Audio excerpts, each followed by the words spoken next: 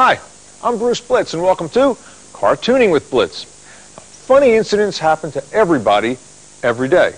Now, what would happen if you wrote all these little incidents down, created characters, added dialogue? You'd have the makings for a great comic strip. And that's what we'll be doing today, comic strips. And for our feature of the day, artist and writer Duck Edwing from Mad Magazine will be joining us. You don't want to miss this. I'm pretty excited about it. And for our doodle trick portion, Number Tunes, finished cartoons from Numbers. So let's get started, and I want to show you a comic strip that I've created with a character that I created called Hero Guy. And in the first panel, Hero Guy is flying around, and some people are looking up, and the man says, "I've never seen anything like this before." And the woman says, "Cool." Next panel, he's still flying around, and the man says, "Such form." And the woman says, "How does he do it?" And in the next panel, the man says, "Well, let's ask him." And in the last panel, he says, "What do you use on your hair?" Kind of a surprise ending, because Hero Guy thought that they were admiring the way he flies. All right, now I'll show you the size that it ends up in the newspaper. Much smaller, as you can see. Now, the size that you decide to work is purely an individual choice. I've seen cartoonists work all different kinds of sizes. It doesn't matter, but what does matter is it must end up the right proportion. That's the important thing. Now, the next thing is a rough. And a rough is just that. It's a rough idea of the idea that I had, and I'll show that to you right now. And what I've done in the rough is I've broken it down to basic panels and decided what dialogue I would use, and you want to keep the dialogue as short as you possibly can. And it's just a frame of reference, and I'll tape that down, and I can refer to it when I'm doing the finished comic strip. And we'll do that next. Now, I'll show you the next stage, and I've got it all penciled in here. And what I've done is I've got some lines right over here for the dialogue, because you don't want to have a dialogue floating around. You want to keep it centered if you can, and you want to keep it not going up on a hill or down. So I've left the last panel open, and we'll do that one together. And I'll tape that down, and I'll do the dialogue with you and the characters. I'm using a pencil, an HB pencil, or you can use a number 2 pencil. That works fine. And it says here, what do you use on, and if you don't like the way it comes out, you can always erase it, because that's the point of the pencil stage, your hair. And there it is. Now let's create Hero Guy. Now, when you create your own character, when you design your character, you want to give them an outstanding physical trait. In this case, I've given him funny hair, some bumps, and because of that, I was able to build this gag on it, maybe other gags too in the future. If you think of some of your favorite cartoon characters, they all have an outstanding trait. A Beetle Bailey, you never see his eyes, and Hagar, the Horrible, he wears the Viking helmet, he's got this big beard. Now, I'm going to go back and I'm going to ink this in, but first it's time for the gag sketch of the day. And this one is a pun. And take a look at that. We've got, who said that? I heard that. Family ties. That's right, we've got the mother and father and the 2 children, family ties. All right, let's continue. I'm going to be using a felt tip marker here with a fairly flexible point. And because it's a fairly flexible point, I can get a thick and thin line with a little bit of variation of hand pressure. And I'll show you that in a moment. Now let's go back and do the characters. Now, getting back to Hagar, Hagar is really just a family strip set in days of old, isn't it? And there's a lot of great gags that can be built around family situation. And the fact that it's set in days of old, well, he can have some fun with the time period. But you know, comic strips don't have to be funny. They can be serious, like the daily drama strip or an action strip. Now, if you do have a comedy strip, there's different variations within that. Like, for instance, you can have an unrelated gag a day, just like something that doesn't necessarily go with the day before, not a regular cast of characters. Or you can have a regular cast of characters and build gags on their personality traits, like his hair, or a personality trait like someone, you know, doesn't want to spend a lot of money. You can build gags around that. Or like Dagwood Bumstead, he likes those big sandwiches. And he builds many, many gags around that. Now we'll draw the woman back here, and I'm going to ease up on the pen a little bit because I want her to be a little bit lighter because she's seen in the distance here. So I'm kind of lifting that pen and squeezing just a little bit so I don't put too much pressure on that. Okay, now for the balloon. This is called the balloon. And the balloon means where the dialogue is placed. And this here is called the pointer. And that lets you know who was doing the speaking.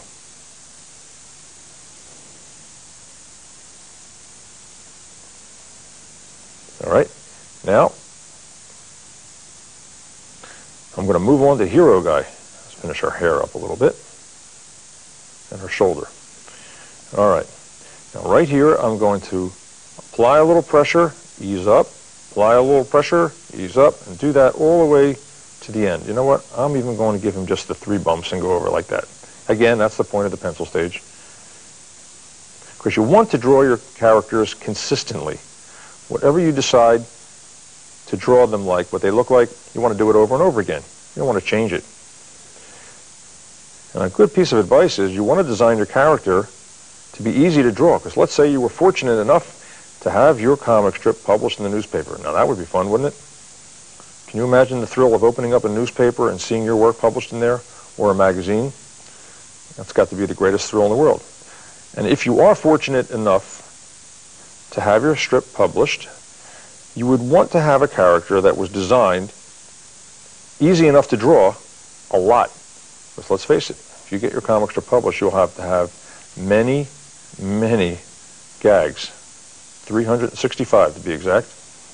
Okay, and right here, put the G from the HG, because hero guy. Now, I'm going to put the borders in. Now, what I'm going to do is freehand this. Now, you can use a ruler and get that real straight look, or a lot of cartoonists that I've seen, they do it freehand like this. It all depends on what? That's right, your own style, your own personal choice.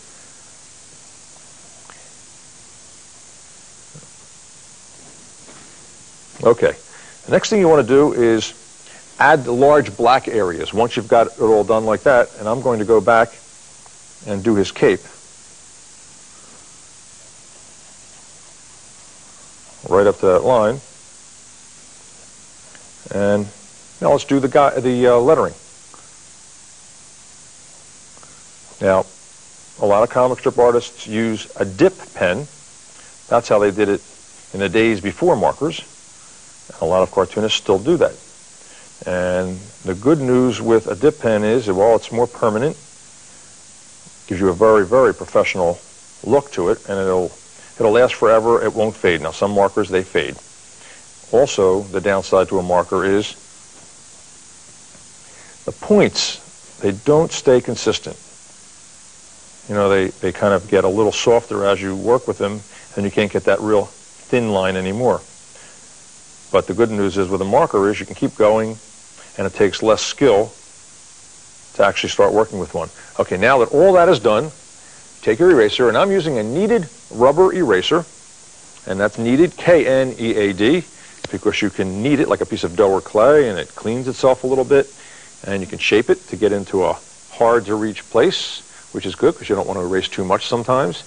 And it doesn't leave a lot of messy crumbs, which is handy because what you don't want to keep doing is smearing your picture like that. So let's erase that last panel, and the ink lines will stay, and the pencil lines will go.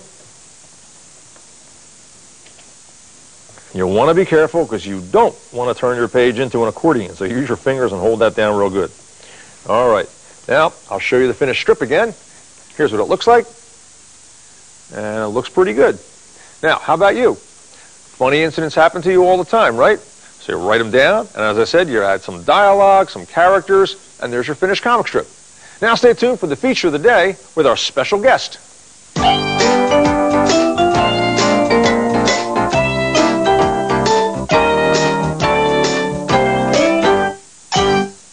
Well, I can actually say that my special guest today has been one of my teachers ever since I'm a little kid. Through elementary school, junior high school, college, And it's one of those times where it's okay to laugh at your teacher. And laugh, I do. Since 1961, my special guest has been with Mad Magazine as both writer and artist, drawing and writing some of the funniest material anywhere. He has over 18 book collections of his work. He has had a daily comic strip with the Tampa Tribune called The Tribune Tune, and the list goes on. I'd like to introduce him to you now, my new friend, Duck Edwing. Duck, Bruce, thanks for coming to the show. Thank you for inviting me. This is a special treat for me meeting you. Well, because as I said, since I'm a kid, I've been laughing at you. I know, I heard you. Now, has there been anybody that you've ever met that's never heard of Mad Magazine? No, I haven't, because everybody in this country, from the President of the United States down to the man that walks on the street, has read Mad Magazine. It's apple pie in America. And why is that? Because you poke fun at, I mean, everybody's fair game, is that correct? Everybody is fair game, and everything in the world is funny, and it goes into the magazine. Now, when you work for a specific assignment, did they give you parameters? Did they say that, well, we're doing something on Tarzan, or did they just say, go for it? Just give us something funny. How's it work? Well, in my particular case, they give me free rein, because they know that I go bananas, and I could really ride the wave of laughing and humor. But there are cases where they do give other guys parameters. Now, which comes first, your writing or the art, or is it hand in hand? First of all comes the thought. Okay. And I get all my ideas merely by closing my eyes, and if you close your eyes, there's like an orange light. I have a red door that I go through. And when I go through that red door, it's like listening to a voice in a fireplace, and it tells me what to do. Okay. I have advice if you're going to try that. Don't go through the blue door. Don't get the, okay, what's in the blue door? Anything? I can't tell you that, but don't go through it. I don't even think I want to know. Okay. But you know what, would you draw something now and explain the process and maybe come up with a gag? And I won't give any parameters either. Go for it. Anything you want to do. I'll draw my signature first. Which is? Duck. Duck, okay. And your real name is Donald? My real name is Donald. So somehow you ended up with? Well, I was named after a character that Disney started. Okay. By my parents. And I was always teased about that as I was growing up. And I said, I'm going to change my name. So I took the name Donald. And my brother, Goofy, changed his name too. And this is how I signed my name. Just That's a great character. Yeah, it's a quick one. It's a duck. Now, do deadlines bother you? I mean, have you ever been like dry for ideas because you can't write under pressure? No, I could write under pressure. In fact, I love it. They'll call me up or fax me or send me an email saying, we need pages. Oh, really? And I sit down on my porch here in Florida looking at palm trees. Oh, that's nice. I open up my pad, and by 2 or 3 hours, I have at least 10 to 12 ideas already ready to pop. And you just submit them back, either email, fax them, or you draw them up? All three of the above. I fax them, email them. And then they reject them, and no, then I reject them. And then I reject them, and I have nice wallpaper in my room now of all of rejection. Well, you're past the rejection stage, I know. So could you lay out a cartoon for us and explain something about Absolutely. Okay, absolutely. Positively. Positively. Here we go. Go for it. When I start a cartoon, first of all, I put a mental picture there. So my mental picture on this one is one of my favorite characters, my dungeons. Okay. And I got an idea when I saw Shel Silverstein's famous cartoon of dungeon guys hanging on a wall, and they're all chained, and he's saying to the other guy, and now here's my plan. Now to me, that was one of the funniest cartoons I ever... Simple, yet right to the point, and you know exactly what he was trying to say. It was in a bygone magazine called Look Magazine. And it so impressed me that I have done 10 books full of dungeon characters, because it's almost like doing somebody on a desert island. You know, you could get a lot of gags in isolation. Out of the situation itself, because it's so bizarre to start with. Right. Now, for example, here's one now. And the key to any cartoon, as you know, is simplicity. And And this thing is about as simple as you could get.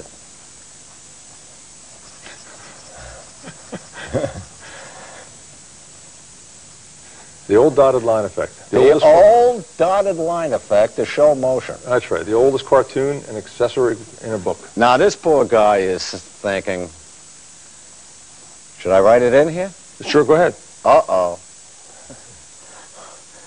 It looks like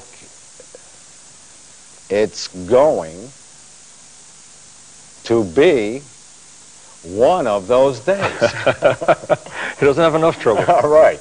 That's Everybody great. has one of those days. That is great. That is great. Okay. Let me ask you something then. Sure. Could you see yourself doing anything else Yes. in life besides being a cartoonist or a humor writer? Yes. I wanted to be a cat burglar Okay. because I look so good in basic black.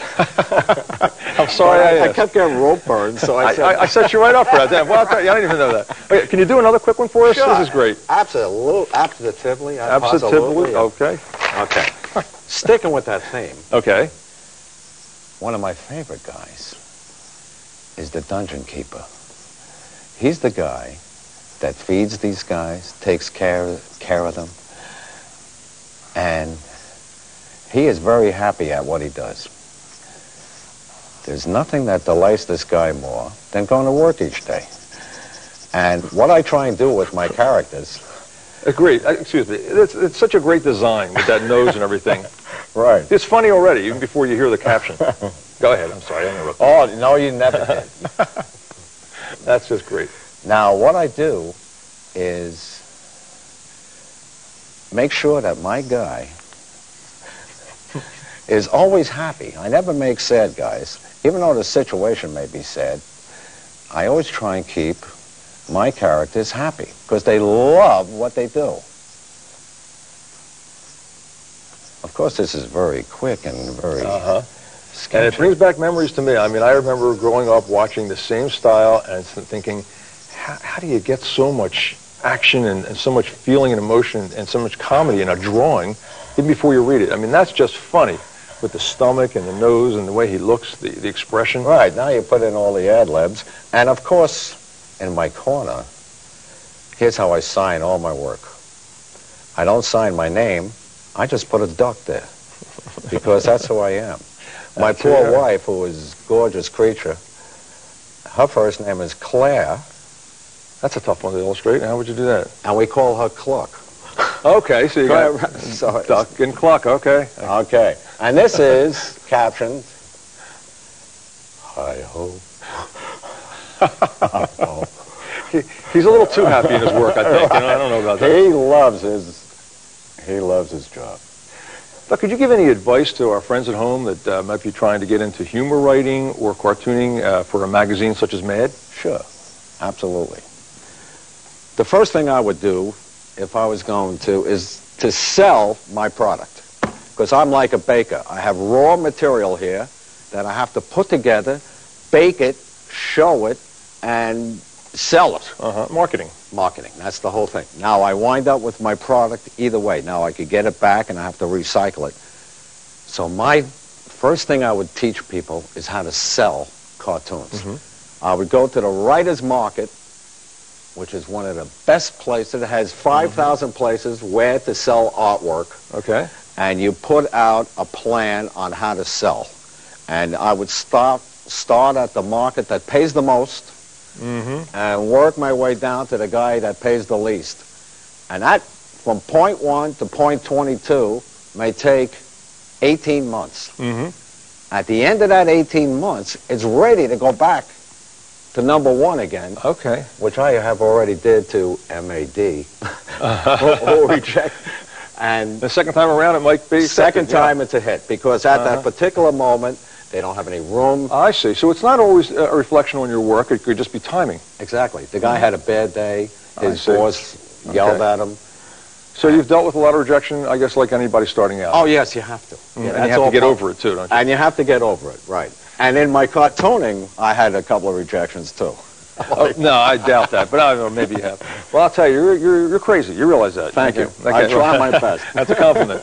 Well, I want to thank you for coming today. Oh, Bruce, this has been a real pleasure. It has been for me, too. Please come back anytime, and I want to wish you continued success with Mad Magazine. Thank you. Keeping everybody laughing.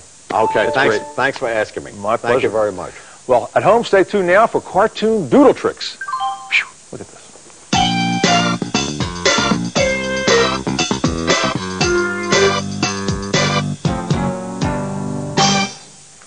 Now, welcome to today's doodle tricks, and I'd like to welcome my friends in the studio. Hi, guys. Hi, Bruce. All right, now we're going to do number tunes today. However, the first one's not going to be the actual number. It's going to be the word of a number. And would you help me spell that? 5. Ready? F-I-V-E. Right? All right. Right over here, we're going to make a circle. And connect another line to that. And put some eyes in. And right here, we're going to finish this circle. Put another curved line like this. And over here, we're going to finish this up and add some more of these lines. And a sound effect. B, Z, Z, Z, Z, Z. So, from the word 5 to a B and a high. Like that? Yeah. All right, let's do another one. And let me ask you a question. How many days in a year? 365. 365. So we'll use that number. Okay, 3, 6, 5. All right. Over here, we're going to make this into a nose and some hair coming forward and an ear. And this part of the 6 is going to be some hair. Now, wondering what this point will be? Well, we'll turn that into a beard and a neck and a smile, eyebrow, and an eye looking at us. Now, over here, I'm going to finish this circle and put an ear here and an ear there, and a big smile, a nose, some eyes. Turn this part into a hat. All right, ready? 365 days. And you know what that could be. A lot of days have passed, and it's New Year's Eve, you see. Here's Father Time, that poor old guy. I think it's time to move over and give this little guy a try. The New Year's baby. What do you think? Cool. Now, that's all the time we have for today, and I hope you've enjoyed it at home, and I hope you guys liked it. And for our tip of the day, make sketches, not excuses. In the time it took him to make all these excuses, look at all the sketches she's drawn. I'm Bruce Blica saying thanks for being with me today, and help me out, guys. Keep on cartooning, just like they said.